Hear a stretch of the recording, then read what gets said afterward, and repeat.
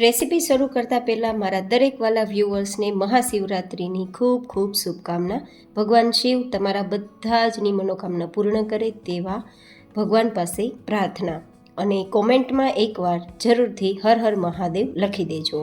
તો આજે આપણે તૈયાર કરીશું મહાશિવરાત્રિ સ્પેશિયલ શક્કરિયાની ચિપ્સ, જેને આપણે ફ્રેન્ચ ફ્રાઈઝ પણ તરીકે ઓળખી શકીએ. બટેટા કરતાં પણ વધારે સ્વાદિષ્ટ, બિલકુલ ઉપર તેલ ના રહે તેવી અને ખૂબ જ પસંદ આવે તેવી, ફરાળમાં તમને કંઈક અલગ લાગે તેવી અને ખૂબ પસંદ આવે તેવી અને ફાયદાકારક તો ઓફકોર્સ રહેવાની જ છે.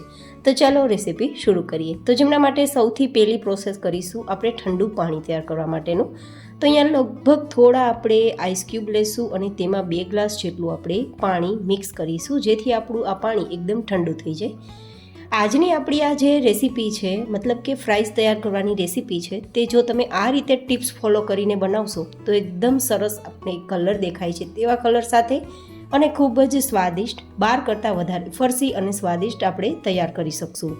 હવે એ પાણી તૈયાર થઈ ગયું છે તો મેં અહીંયા લીધા છે 250 થી 300 ગ્રામ જેટલા શક્કરિયા, જેને પહેલાં આ રીતે આપણે છાલ કાઢી લેવાની છે. અને છાલ કાઢ્યા બાદ આપણે ચોઈસ પ્રમાણે નાના મોટા ટુકડા કરવાના છે, જેવી રીતે ચિપ્સ હોય તે રીતે.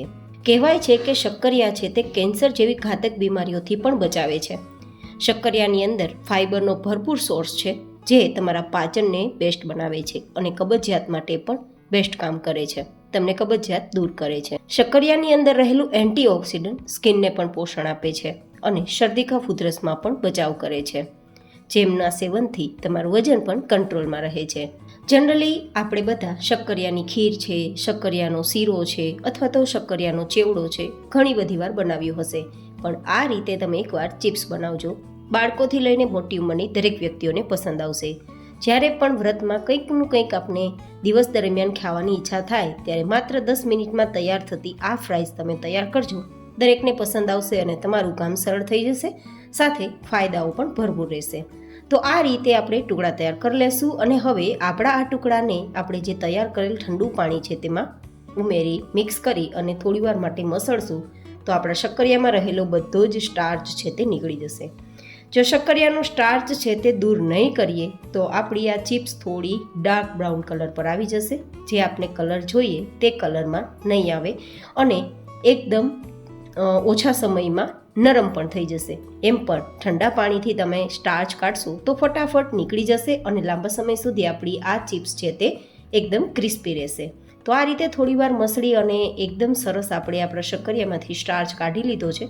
અને આપણી આ જે ફ્રાઈઝ છે, મતલબ શક્કરિયાની ચિપ્સ છે, તેને આપણે ભીની હોય ત્યારે ફ્રાય નથી કરવાની, એ ખાસ ધ્યાનમાં રાખવાનું, નહીં તો એકદમ નરમ થઈ જશે. જેવી ક્રિસ્પી જોઈએ તેવી ક્રિસ્પી નહીં થાય, પોચી થઈ જશે. તો ખાસ કોઈ પણ પ્રકારના કોટનના કપડામાં માત્ર આપણે આ રીતે પાથરી અને ઉપરથી કપડાથી આપણે થોડી એમાં ઉપર રહેલું પાણી છે તે કાઢવાનું છે, તેને સૂકવવાનું છે. બસ 2-3 મિનિટ માટે પંખો ચાલુ રાખી આ રીતે કરશો તો તમારી ચિપ્સ બિલકુલ સુકાઈ જશે.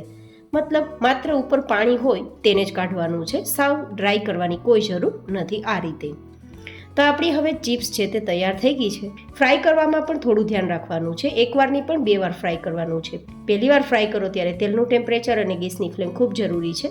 બીજી વાર ફ્રાય કરો ત્યારે પણ ખૂબ જરૂરી છે. તો સૌથી પહેલાં એકદમ ધુવાળા નીકળે તેવું ગરમ તેલ કરવાનું છે. તમે જોઈ શકો છો તેલમાંથી ધુવાળા નીકળે છે તેવું તેલ ગરમ થઈ ગયા બાદ ગેસની ફ્લેમ હાઈ રાખવાની છે અને જેટલી સમય તેટલી આપણી આ ચિપ્સ તેલમાં મૂકવાની છે. એને ખાસ ધ્યાન રાખવાનું, આ ચિપ્સને તળવા માટે ઊંડું વાસણ પસંદ કરવાનું. જો ઊંડું વાસણ પસંદ ના કરો તો થોડી થોડી ચિપ્સને ઉમેરવાની, નહીં તો આ તમે જોઈ શકો છો તેલના બધા જ બબલ્સ છે તે તેલ બધું જ કડાઈની બહાર નીકળી જશે ને તમારો ગેસ છે તે ખરાબ થઈ જશે.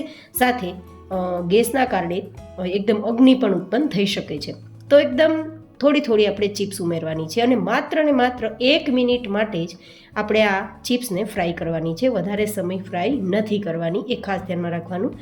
ટેમ્પરેચર ગેસની ફ્લેમનું હાઈ રહેવું જોઈએ અને તેલનું ટેમ્પરેચર પણ હાઈ રહેવું જોઈએ, નહીં તો આ આપણી ચિપ્સ તેલ પી જશે અને ખાવામાં મજા નહીં આવે, એ ખાસ ધ્યાનમાં રાખવાનું છે. તો અત્યારે તમે જોઈ શકો છો માત્ર થોડું આપણી ફ્રાઈઝ છે ને તે ફ્રાય થઈ છે, વધારે નથી થઈ, માત્ર 1 જ મિનિટ ફ્રાય કરી છે. આટલા સુધી ફ્રાય થઈ ગયા પછી એક ચારણીમાં કાઢી લેવાની, જેથી કોઈ પણ પ્રકારનું તેલ હોય તો નીકળી જાય.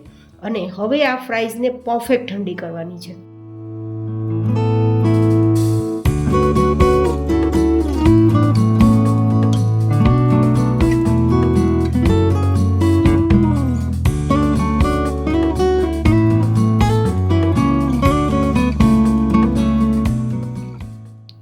ઠંડી કરવાની. આ રીતે ટચ કરતાં ગરમ ના લાગવી જોઈએ. આટલી ઠંડી માત્ર 2-3 મિનિટ પંખો ચાલુ રાખશો તો થઈ જશે.